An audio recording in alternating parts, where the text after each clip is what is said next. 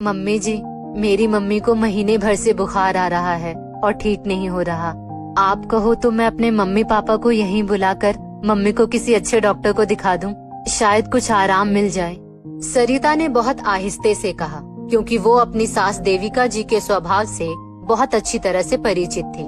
सरिता की सास उसके मायके वालों को मध्यम वर्गीय होने के कारण ज्यादा पसंद नहीं करती थी। सरिता, तुम्हारा दिमाग तो सही है ना? ये मेरा घर है, कोई सराय थोड़े ना कि जिसका मन हुआ वो यहाँ आकर डेरा डाल ले। देविका जी ने चिंचिनाते हुए कहा।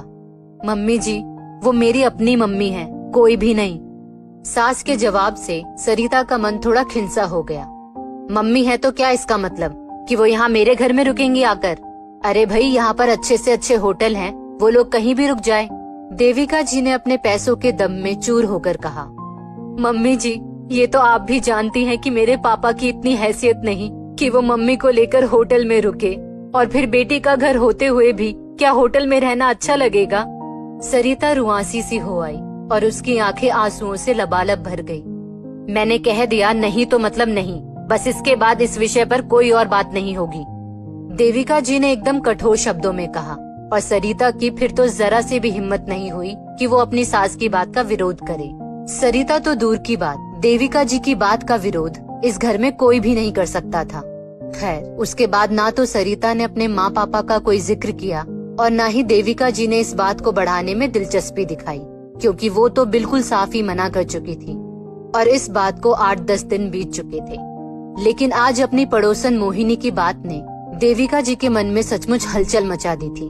वो सोच रही थी कि मोहिनी सचमुच कितनी उदार हृदय की है, जो अपनी बहू के पापा को यहाँ अपने घर बुलाकर उनका ऑपरेशन तक करवा रही है।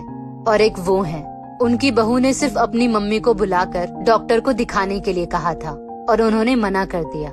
आज उनका मन अपने ही प्रति वितृष्णा से भर गया कि सचमुच कितनी स्वार्थी है वो।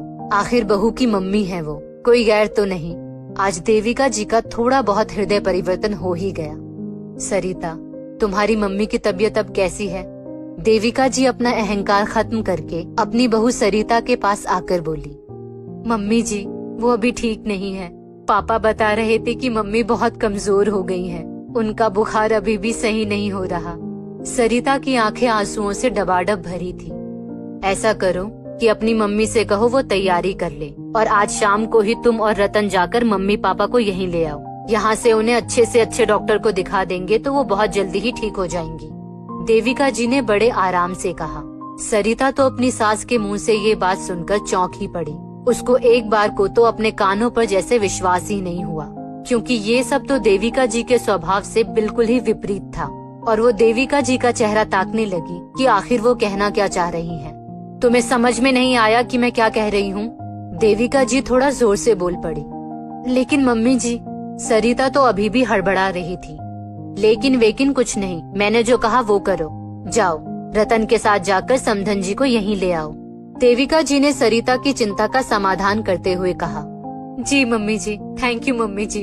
अब जाकर सरिता के मुंह से खुशी के बोल फूट पड़े और वो देविका जी के पैरों में झुक गई। और उसी दिन शाम को सरिता अपने पति रतन के साथ अपने मम्मी पापा को लेने अपने मायके चली गई और रात तक उन्हें लेकर वापस भी आ गई।